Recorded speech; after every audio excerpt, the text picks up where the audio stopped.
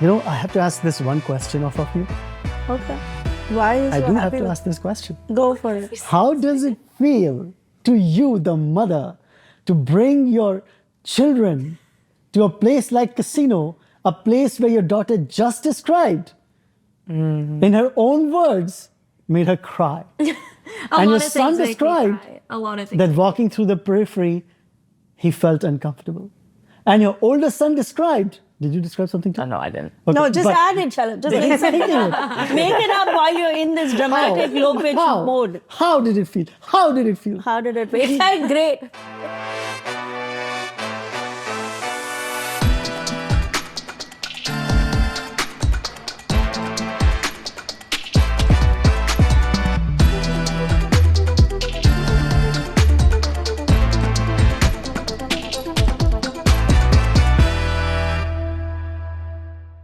Gambling affects everybody's life. They call it statistics. They call it managing risk. They call it probabilities. And what's the newest thing? Hedge funds. No, not hedge funds. What is the newest thing they say? Predictions. Prediction markets. But everybody's out there gambling in some way, shape, or form. And we are shooting this episode in a casino. And we're going to talk about gambling and all things related to addictions around gambling. Are you ready? Let's get right into it. So who's a gambler in our family? I mean, clearly I am the gambler because I've done that pretty much my entire career. So hedge funds? Hedge funds is a big gamble, but marriage is a gamble too, right? A gamble that No. didn't work out for- Hold on. Forget marriage. Let's not bring marriage into it. Your business is a gambling business. No, I mean, that's an exaggeration. Why? It is because you have to still make a calculated decision. Okay. In other words, there are hedge funds that make money consistently, 5 out of 7 years. If it was pure gambling, it would just be a flip of a coin and they would make money half the time and lose money half the time. But that's not true. There are gamblers who make money consistently. In a very specific kind of poker, Texas Hold'em, yes, which is also a game of skill. Like your Didi, like Zoya wins Texas Hold'em almost every time when we play, and we don't know how, but she does, right?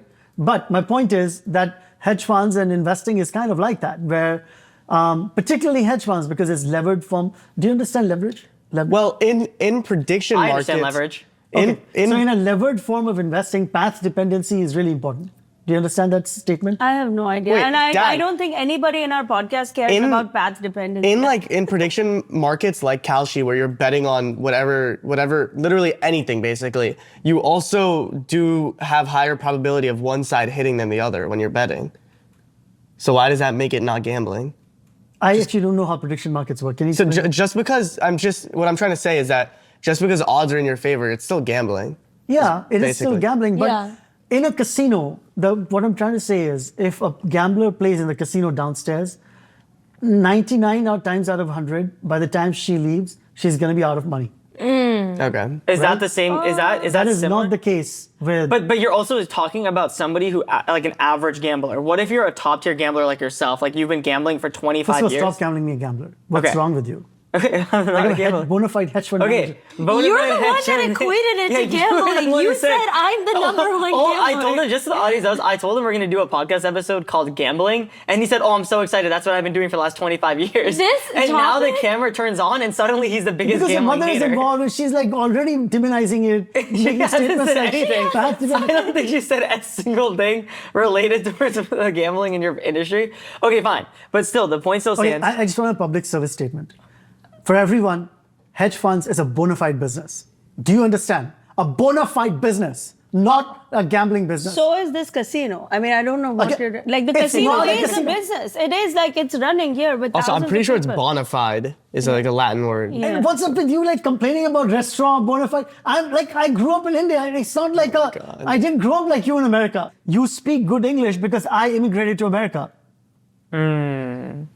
Is that You why? literally owe your English to me. Wow. That was a bar. Oh, you're English to him. That was shot a was bar. fired from here to here. Is that how you feel as an immigrant as well? Not at all. You don't know But me English was anything. my first language. Hold on, wait, You don't know me anything. Hold on, pause. There's no way you just said you don't owe you any. We don't owe you No, anything. that's your dad. Is You doing- have literally said 100 million times growing up that we owe you everything. like 100 million.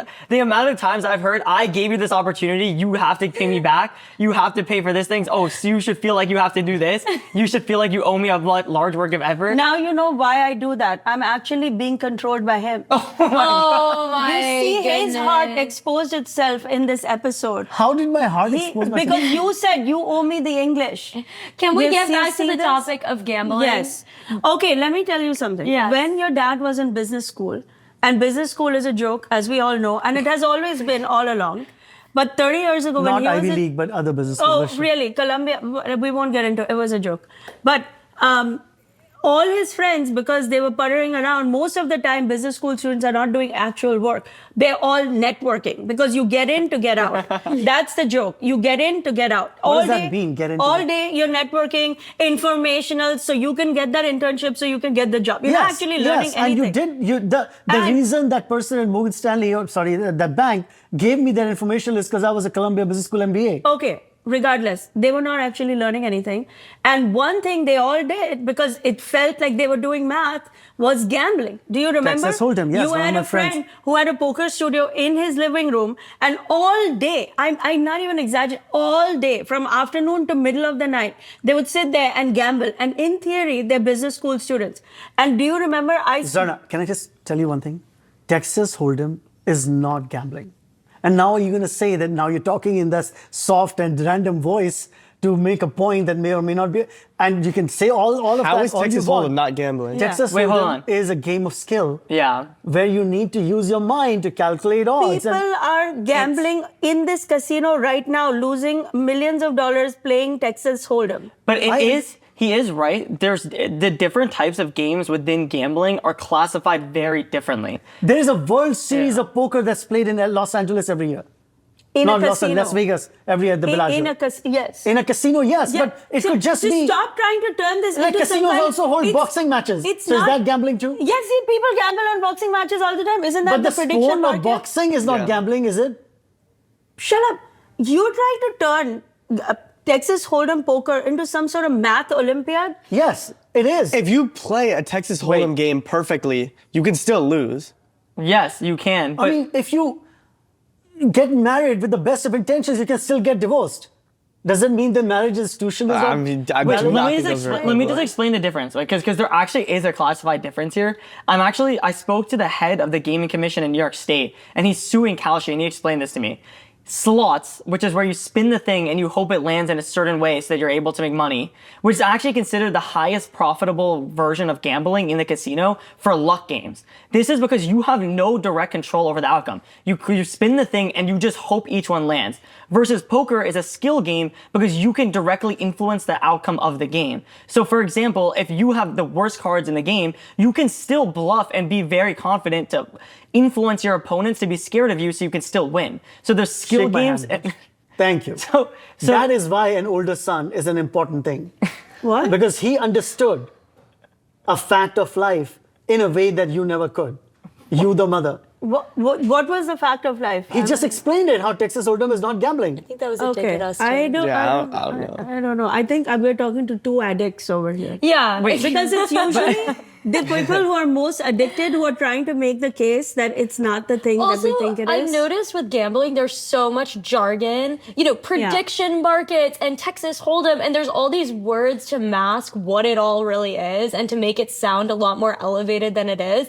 It's okay to say Wait, that you I think enjoy everyone gambling. agrees. How do you explain the fact that on every Texas Hold'em game between the five of us, 9 times out of 10 you will win? But I do enjoy Texas Hold'em. It's so funny because I haven't played in a long time. But what I will say is there is a lot of business relationships you can make over poker. I'm just gonna say it. I was really Another lucky. pro gambling voice. No, I'm not pro gambling. I was saying that there are a lot of professional reasons that it would benefit you to know how to play poker. So for example, I in college would play with a lot of guys from school because they all have these groups where after school and after work, there's these little like groups of people that play Texas Hold'em and they take it very seriously and you actually have to be a good player with serious money participate. I only got to play in a few games, but me being actually good helped me.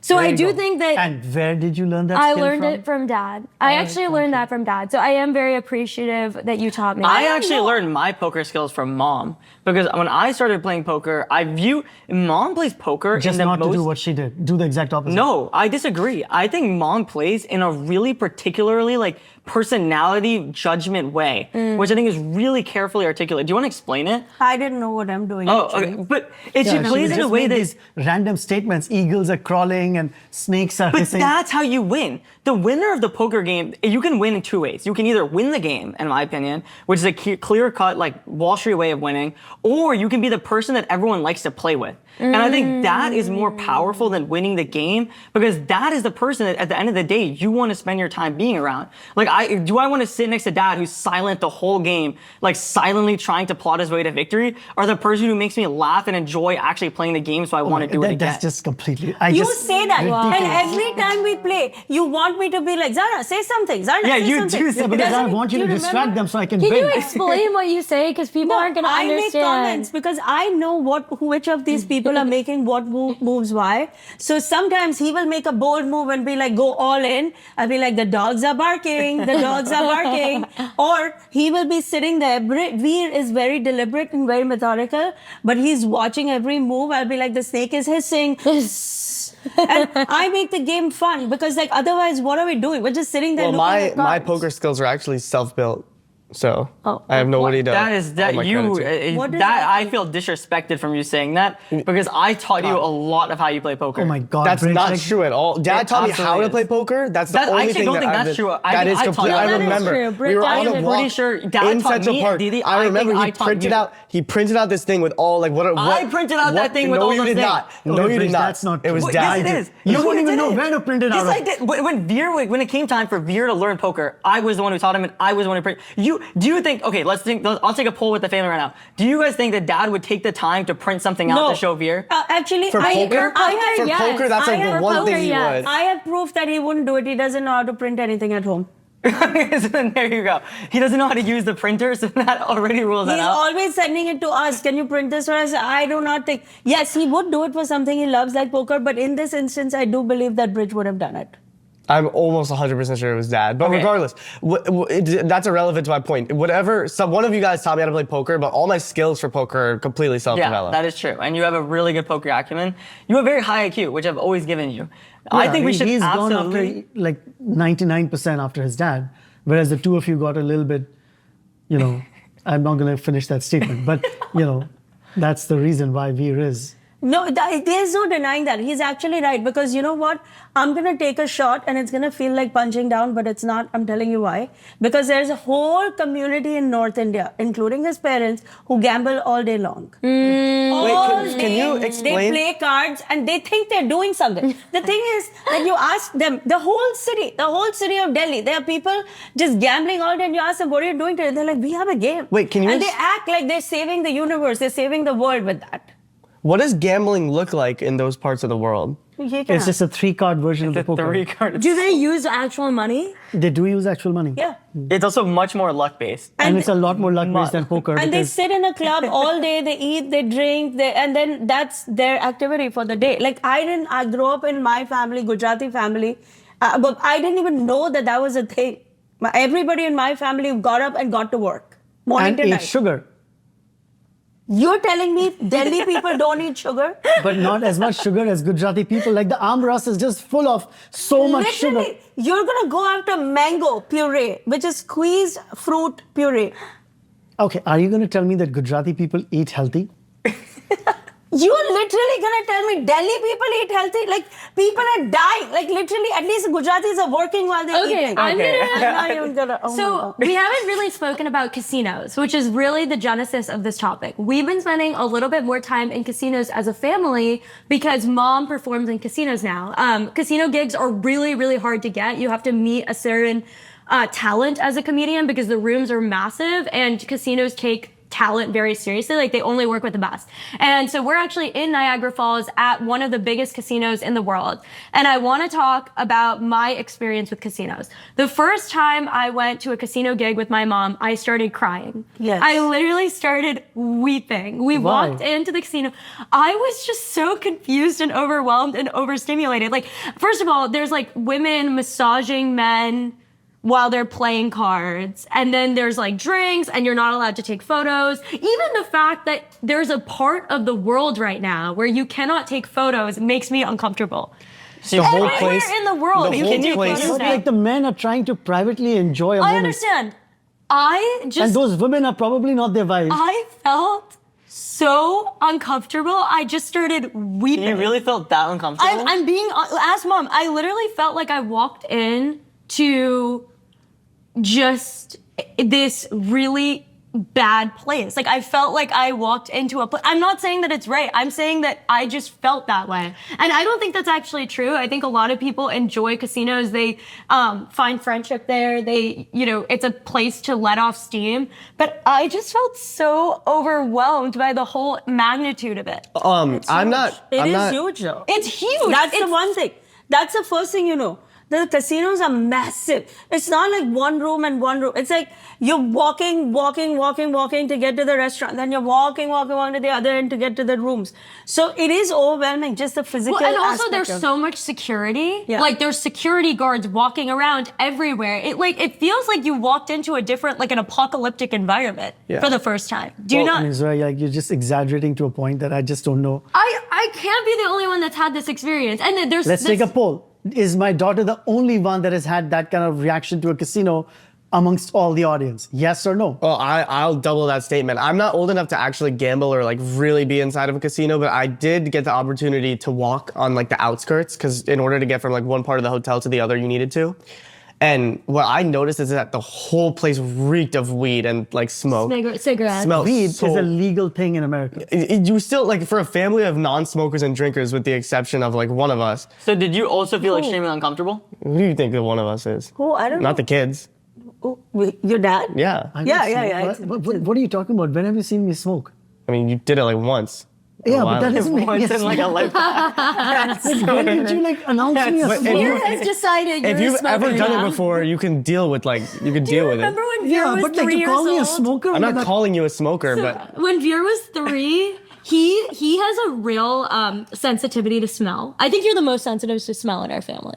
yeah. And it's been this way since he was really little. And when we would walk with Veer on the streets of New York, he would see someone smoking a cigarette and he'd be like, that's a smoker, smoker, smoker. And mom would start freaking out because she was like, this kid is literally freaking this person out. It's also New York, so like you won't go Yeah. a single block without seeing that. No, yeah. But that's why it's not that deep. Like we were And so weed is a accustomed lot to it. healthier, I mean, than smoking. I just think, what? What? Weed is not giving you nicotine cancer. Wait, it doesn't it what? No, but and weed today is not like smoking an actual leaf. This weed stuff that they make is even weaponized. And I want to say It that has so many addictive chemicals in it. Please don't make it sound like it's a good thing because it's not. For the record, we're a family podcast. We neither support smoking nor weed. I just want to be clear. Not even supporting gambling, but that's a whole bigger conversation. I have to ask this one question off of you. Okay.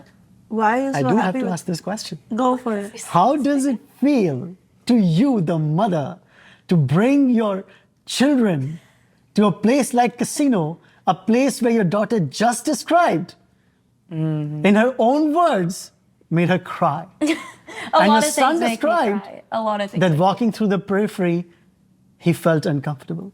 And your older son described, did you describe something to No, I didn't. Okay, No, just but- add it, Shalabh. Just make it up while you're in this dramatic low-pitch mode. How did it feel? How did it feel? How did it feel? It felt great. It felt great. I got booked to do elite casino work. Do you know how hard it is to get that booking? I felt great that my kids can see that I can perform at that level. I have confidence that I have raised kids who understand good from bad and who understand what's right for them. You wouldn't know about that because you haven't spent enough time with them. And what does it mean to say, I have raised? felt freaking. I have raised. I have raised. I have Like, singularly what is this raised. there's no I in we. There is no we. What we? You're not there. It is me. Oh So- wow. Yes, I feel freaking amazing that despite being alone and me having raising them myself and with a father who may or may not have had a gambling addiction in his life or at least came very close to it, my kids had this reaction to the gambling floors. This is the reaction. She started crying and this one was like, when can I get out? But how were the shows? The shows were spectacular. But tell them how many people were in our show in Pennsylvania when we did Oh my it. God. We were standing room, not even standing room. I feel proud that my kids are seeing that. They're not dumb kids, Shalabh. Like I know you're, how did it feel? How did it feel? It felt great is how it felt. So I've heard from other comedians, and I'm really curious in your opinion about this. A lot of other comedians say they don't do casinos partly because it's unbelievably hard to perform in a casino. Yes, correct. Why is it, and how do you overcome that? Because it's not a true comedy audience. This is not an audience that's coming primarily for the comedy. They're coming for the weekend. They're coming to gamble. You are the add-on. So it's not an audience that's really just there to love you in a way that like a theater would be, right? Or is it But just the lack of performance? I mean, I'm just asking the question. I'm not. Dad, making you a actually, your role on this podcast is like professional rage bait. I'm trying. There, if I there, react, that is mean. That's You literally, me. you instigate that's mom me. to crash out But every if single I react, episode. I get hate that all she does is hate on Shalabh. Like that's the thing. The bar. Okay, but for can men- we answer the question? Because Yes. I genuinely do want to hear the Yes, answer. I'm telling you that the answer is one, it is not a comedy audience. Two, I do it because in the industry today, I have the reputation of taking on the toughest jobs. You ask any booker in the business and they'll tell you, if there is a really hard job out there, give it to Zarna. Why? Because I cut my teeth on comedy, doing comedy with you guys, with kids, with screaming football team, basketball team. Those were the kids I entertained before I got to a stage where everybody is sitting and looking at me and everybody had a drink. I'm used to making people laugh in the tough, like Central Park when we did, there was a helicopter, there was a dog, there was an ambulance, there was a police guy chasing. Still, we made people laugh, right? That's my job. That's my business. That's why the casinos Can I love just me stop you and one I second? love them. When you say we, are you referring to yourself in third person? I'm referring In a to me plural? and my 3 kids. Okay. I thought you were just calling yourself we. No. Dad came to every single one of your Central Park shows. Oh. All right, that's like a, come on, that's a low He bar. did. He Did you see came. that? He came to every single one. Okay, I want to bring up one thing. So I find it really interesting to be in casinos because as much as I am like, oh my God, this is so scary, businesses have taken so many of the principles of a casino and implemented them into their own businesses, right? If you're a business, you want to succeed and win. And one of the things that, for example, social media does is they've taken a lot of the actions that get people addicted to slot machines and stuff and put it in their own machines. The whole idea of scrolling, the whole idea, I don't know if you know about this, but like the Instagram interface started with this really brown looking app because that represented a camera. They then switched to this very highly addictive, like purple red color because it's a lot more fun to click on. A lot of these things that you would think are not, they came from casinos is what I'm saying. And they came from human psychology that got people addicted to those casinos. And so all these businesses are taking elements of what worked in the past and reinventing them in a way that we can't see what's happening. So in many ways, we're all participating in digital casinos right now, which I don't know what to think of that, but No, I'm just, but that is true. I like that analogy, Zoe. Is it yours, your own? You picked it up from somewhere. no, I am an original thinker. I do like it a lot. I'm just saying We're that, all participating in a digital casino led by, we're not going to name that person, in a family. well, I'm just saying that. Wait, hold on. Mom is not. I didn't even think that's what she meant by the analogy at all. That is not what I I thought meant. that's what you meant. No, Are you not like picking on, are you not like literally calling out your mother to create a digital? In fact, I'm saying that mom, in a sea of people that is creating all sorts of content that's like honestly weird and disgusting, mom is creating content that's family friendly, healthy, like whatever, and still entertaining. But what I'm saying is that almost, I think what made me so nauseated about walking into a casino was all of these things are happening to me right now. I just can't even pick up on it. You know, it's so easy to pick up on the cigarette smell and the dull noises and the certain things because you can see it. It's tangible. But what are the things that are happening to us right now? They're intangible. That's almost scarier. You know, because businesses want to win. They all want to win. They all want to win. Casinos are the highest profiting businesses in America. So all of them are trying to learn, what did these guys do and how can we do it too? And so I don't know. We're going to take a brief moment to talk to you about our sponsor for today's episode, BetterHelp. We've all woken up in the middle of the night feeling overwhelmed, feeling anxious, and feeling very alone. Now you don't have to. There are easy ways to find licensed professional therapists. BetterHelp makes it so easy to find therapists, to try different therapists. If you don't like one, there's another one available, to read the reviews, to figure out what is the right way for you to get the mental health help that you need. May is Mental Health Awareness Month. Please take advantage. Make this a priority for yourself. You do not need to be going through this alone. You don't have to be on this journey alone. Find support and have someone with you in therapy. Sign up and get 10% off at betterhelp.com/Zarna. That's betterhelp.com/Zarna. I have 2 insights on casinos and how they keep you addicted. The first one is, these are just completely random facts. I forgot where I learned them. First one is that you'll notice in a lot of casinos, they all have these big area rugs and they have super dull colors that make your eyes want to stay up, so they're glued to the machines. That's the first thing. And the second thing is that they purposely understaff their working faculty so that when you're trying to cash out, you have to wait in these long lines and you just want to get back to gambling. It's all human psychology. It's like the salesperson at a luxury store. They're purposely rude to you to make it seem like their items are exclusive and that you are not good enough. And therefore your mind is like, I need this. Yeah. What store was that at? I mean, Mom is the queen. I'm not going to say it, but Hermes may have been one of them. I'm not going to say it, okay? Bridge, how do you feel that you're in this casino? You're watching your mom do a gig. Your dad is making it sound like it's this sinister. I took you to a strip club and exposed you to naked people. Like, is that how you feel, like going with me from casino to casino? No. I have a lot of fun going to the casinos. I have a very different reaction than Didi and Veer. I'm not like scared. I don't feel uncomfortable at all. I think it's a really fun experience. You get to see like what other people do for fun. We often don't do a lot of adventurous things like going to a casino or stupid things like going to a casino. They say if you do go to a casino, you should bring as much money as you're comfortable losing just to make it so that you can have as much fun as possible and treat it more like an experience rather than an ability to gain money.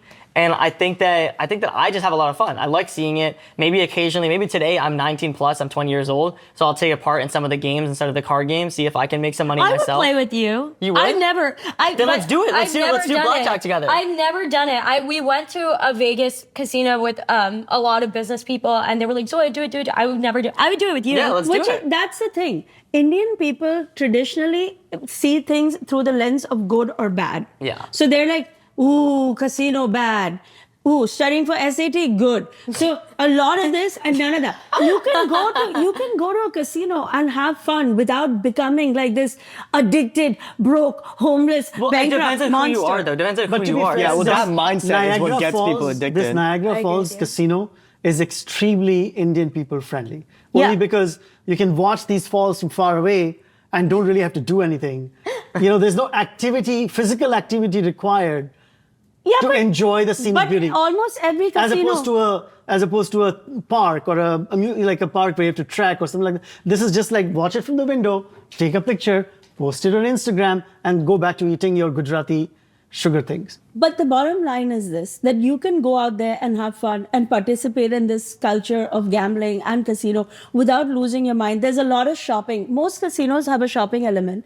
They have a fantastic spa, almost every casino, because they know that people who like to gamble sometimes come with people who don't want to gamble at all. There's usually a great gym. I wouldn't know, but the kids will find out later today. There's a pool. In the elevators, when the lobby button, there's like this big thing that says casino. I don't know if you guys have noticed Yeah, that. I saw that. On the lobby. It doesn't say lobby. It doesn't say it says L star because you have to do that. And then it's like this big little horizontal oval with the all caps casino in it. Wow. Like, they're just trying to attract attention. That's where they make their money. Yeah, but I'm just like these little But things. So funny. You can go and participate without losing your mind. That's the message, I think, for me and for 4 of us from this side to this side.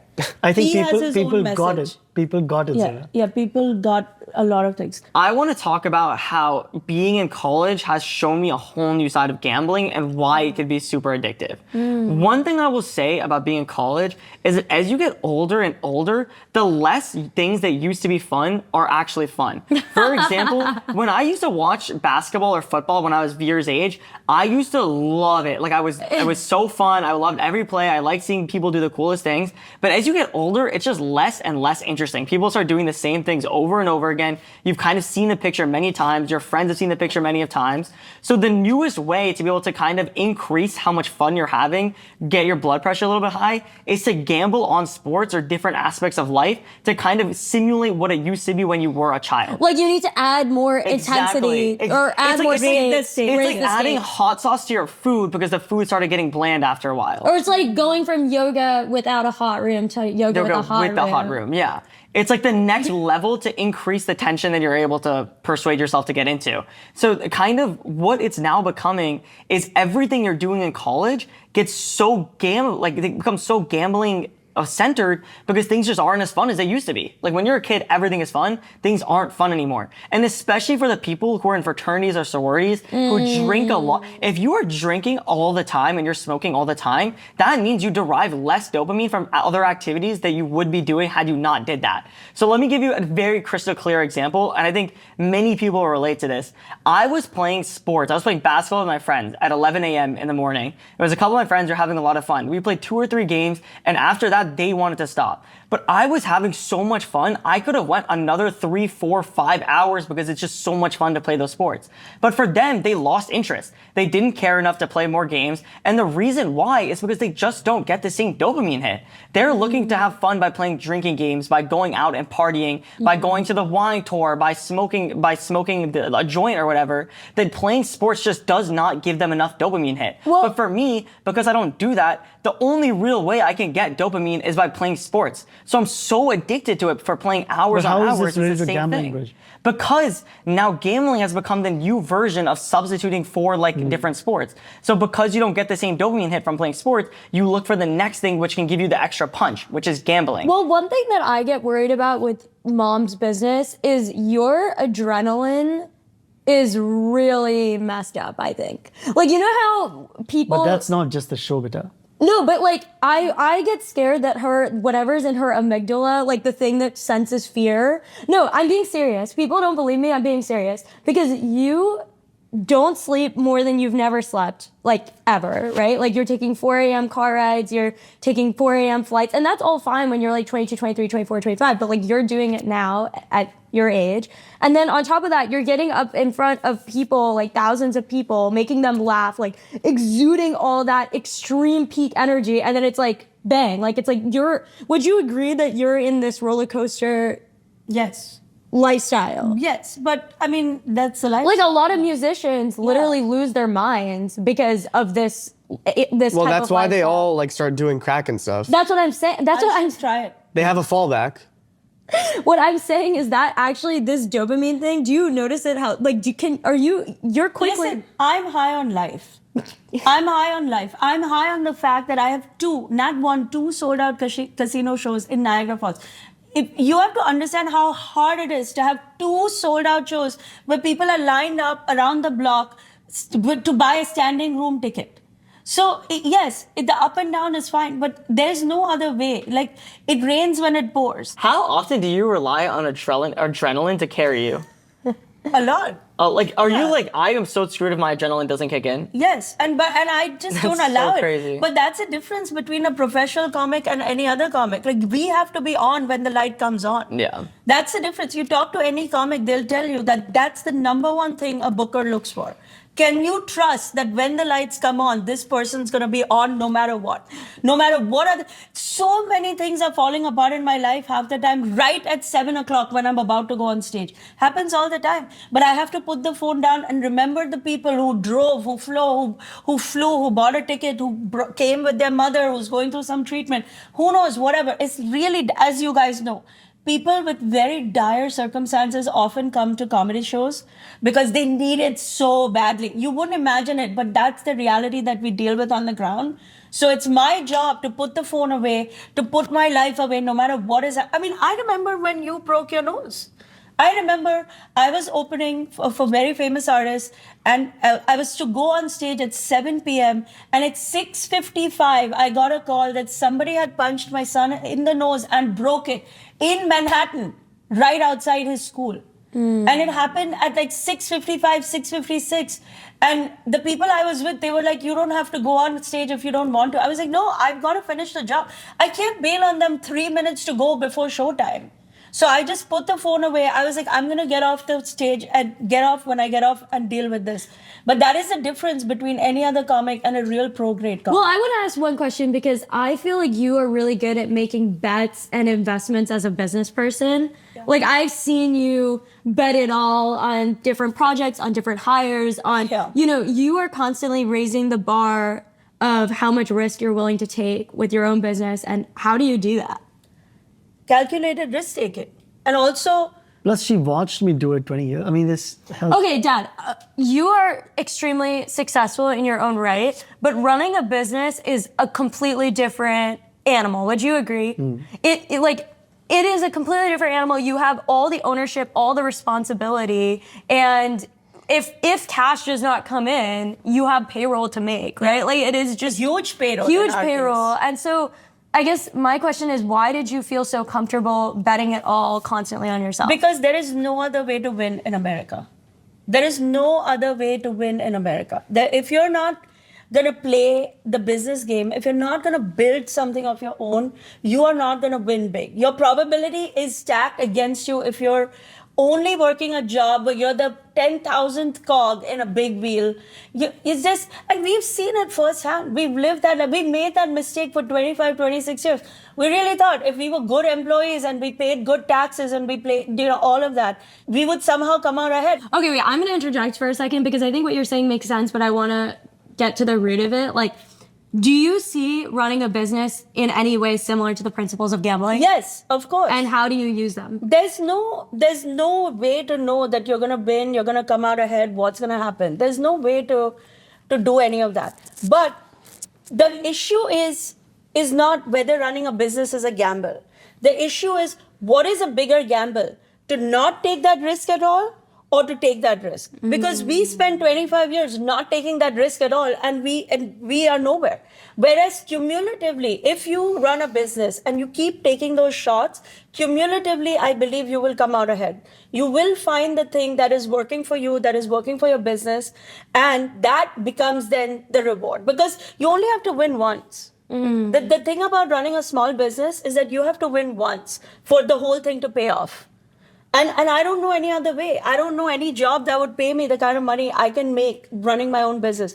I don't know any other way that I will get any satisfaction if I'm not building a business, building revenue streams for 100 people around me. I just don't know how to. One framework that I really like when it comes to risk taking was from this book Outliers that I read like a long time ago. But it was basically describing how really great founders, there's this misconception that they're all like risk-taking like crazy, like they're dropping out and they're not even thinking about the consequences. And actually, if you look at a lot of the greatest founders, they're terrified when they're like, when they are, coming to zero on a bank account, or they're opening another credit card, or, they can't pay rent. And one common pattern that has been successful is keeping as many variables in your life steady, so that in your work life, you're able to take exponential risk. So for example, one way that manifests in my life is I actually live a really boring life. Like I really do live a very boring life. Like in my calendar, if I have 1 hour to just sleep an extra hour or do my yoga or whatever before the day starts and I'm being inundated, but this isn't working. We can't pay for this. Blah, blah, blah. We haven't paid this person. Like if I can just get that 1 hour, I'm so happy. And then another thing that feels really steady is my relationship with my family. Like if I didn't have this unit, I feel very grateful for you guys because I couldn't. All of us or some of us? No, all of them, including Dad. Oh my God, why did you single me? By singling me out, you singled me out. No, because I know that I am very also grateful. Like, there have been times I've called dad and been like, XYZ thing is happening or XYZ thing. In fact, for all your romantic questions, you call me. Is that correct or not correct? Yeah, I do. Oh. But But for all of Bridget's dating questions and ways, they come to me. Just Is that true, Bridget? they don't No, go to either of them. I don't go to either of you. No, that's not true. Wait, why would we come to Why would I either go of to you? either of you? For questions. What do you guys know about dating in America? What do you mean? We dated. Okay, I'll ask you a question right now. Tell me how you'd respond. Yeah. Okay, let's say I'm missing somebody who's my ex-girlfriend. What should I do? Yeah, delete her contact. Okay, there you go. That's not how I would answer. Okay, how would you That is answer? How would you answer? End it. I would make sure to respect her and not reach out to her and say random intense things to her because there's too much pressure. But instead, I would write a simple note that is not leading in a certain way, that just summarizes how you feel and you move on from it. That's what I would do. Wow. I feel like one of those is a lot more. Wait, I actually. What? Wait, What is he talking? Like, this is not like a job where you're like, oh, if you still miss me, I'm available to work. I'm just saying that I would not pressurize by saying things. If you did choose to say things like, it made me think of you and how great we had it, it's very pressurizing and leading, right? To a woman that has probably moved on. So what are you going to be and like, has no hello, life. in case, Yet you want to let her know that you thought of her. So you say something simpler like, I went through this incident, it made me think of you, and I just want to let you Wait, know to that frame this in I the appreciate the context- time that we had together, and that's it. To frame this in the context of risk taking, though, I think that investing a lot of emotional energy in the wrong person is really, really dangerous. Except, beta, you don't know when investing that energy, whether she or he was the No, wrong I person. agree with you. I'm not saying If you're not going to take the car outside the garage, you're not going to know whether it drives well. Dad, but after a What few are you months, talking Wait, I completely agree with him. That was a really good analogy. And I'll I also think say that this to the that's like a audience. very- I am never, ever asking both of them to give their input on relationship advice ever again, especially if they're sitting to the right and left of me. Like, this is genuine. It feels like they're projecting onto each other, and I'm literally like, I feel like the divorced child, literally you just don't sitting there understand. and listening to when them. we're I'm at not our doing home, this. when we're at our home setup, I'm in the spot between dad and mom, and when they get into a fight, I go like this the whole time. Like, I'm just looking to my left and right. Well, Zoya, there are advices that I have provided you over the course of the last several months. but I think that you actually do need to be a little hardcore about it sometimes. No, like, I think you can aren't be the supposed good to cop. indulge. He's always the good cop. In these Somebody- examples, I'm not trying to be a good cop. I'm Just just, said delete her No, contact. for the most part, I'm just trying to If the inspire them. situation is bad, can you ever tell them this is a bad thing and just put it There into is it? nothing like good or bad in romance. I don't know if that's true. I actually There's don't just know. gray. There's positive. No, there are people who are wrong for these kids. Like that random guy who you brought home, right? That When was bad. But when I thought that, I told you that too, right? Yeah, In a very, he actually said it to his face. You're a grifter.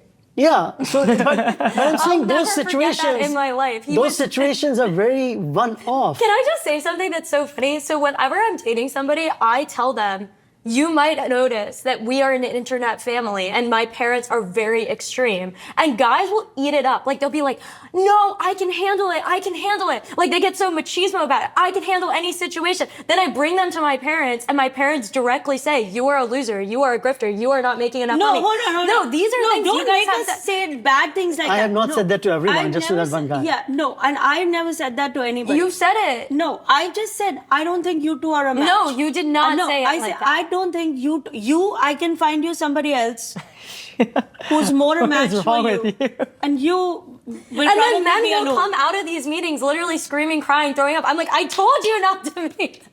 I told you, but they One second. just can't handle it. To get back to the topic, one thing that's really interesting that our producer pointed out that we haven't spoken about is that at night, casinos are open all night. Yep. Whereas a lot of things that you would spend that time doing if you're a working person, like getting your nails done, getting your hair done, going to a restaurant, things close after 10 p.m. So Yep. what are people supposed to do late at night? It's always these addictive behaviors. The online shopping peaks in the middle of the night. Like, when they were home shopping, QVC network, so many people would buy. I mean, at why 2 in can't the you buy morning. watch a Korean drama at night on Netflix?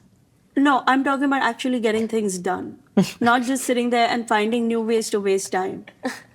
I'm talking about like things that need to get done. Like, I would like to get my teeth cleaned, but I have to do it in the 8 hours of the day where I have 10 other responsibilities and 10 other things that I have to deal with for my business. I wish that a lot of those things, like I wish I could get my nails done in peace at 11 p.m. when everything else in my day is done. But you can't do that. I wish I could get my hair colored in a set state of peace. Instead, right now, when I get my hair cut and colored, I'm sitting, I'm responding to my this text and that text and frantically trying to keep 5 pieces of my life together. All right. You know what's open? Casino floors all night. But I feel like But- this is getting judgmental. Yeah, I was just literally gonna say that. Because I was literally gonna I say do that. think that also, for example, the idea that Bridge and I might play cards together today sounds really fun. Yeah. It sounds like a cool activity. Yeah, 100%. Yeah, to and if do- you're working all day and you're looking for something fun to do at night, especially socially, everyone's correct. There's literally nothing to do in America but spend money. Like Yeah. there is like, it's not like you're gonna be able to go out. So you can't eat a nice dinner. There's no cafes open at 12 a.m. There's no different type of things. Even movie theaters close, at least in New York City, like before 12 a.m. There's literally nothing you can do but something like Well, gambling. why are or- you up at that time? Because Oh what my else are you God, gonna want to Dad. I'm actually gonna crash Hold on, hold on. out. Also, when do you have time to socialize during Like, the day? why are you not sleeping? That's my question. Because if you're working 9 to 5 every single day, right? The typical, which most jobs require earlier than 9 and after. You would say finance is not just 9 to 5, right? It's No, much it's more before like 8 and to more. 4, yeah. 8. Okay, yeah, 8 to 4, whatever. And then there's research or whatever you may be doing. So if you do want to socialize with your friends, you have to find the most specific times in the day to do so. And oftentimes that's only after business hours when things start closing, especially when you're on the road. Like in this hotel, I guarantee you the only thing in this neighborhood that's going to be open is probably the casino. Everything else is probably going to be closed because they want everyone going to the casino to socialize if you want to socialize. And gamble. I mean, we also just as humans need to meet one another. Like there aren't that many spaces left. And we need dopamine rushes. Like we do need to hit dopamine rushes. You need to see smile people. when I you get do very stuff. dopamine rush when my nails are freshly done. Okay, mom. You're a nerd. Like I don't know. What to tell No, you. I don't know. Anyway, this is a crisis, and what it points to is that the nighttime hours are usually monetized by these people who prey on addictive behaviors. There's no question about that, right? There's no question about that. So you have to be particularly sensitive to how you feel at night because the daytime is a little different. There are other options. Anyway, this is our episode on gambling and casinos and like things. Do you guys go to casinos? Do you guys gamble? Do you take your kids when you go to these places? What do you guys do? We would love to hear more from you guys, what you guys do in these environments. And as we end every episode with a round of good grades with Garg, so too we will end this episode with a round of good grades with Gargs, where each Garg gives another Garg an A grade for the winning moment of the episode, the standout moment, the entertaining moment, just the moment they remember. So who wants to go first? I'm going to give my A grade to Veer for continuously standing by and insisting that he learned his poker from his dad.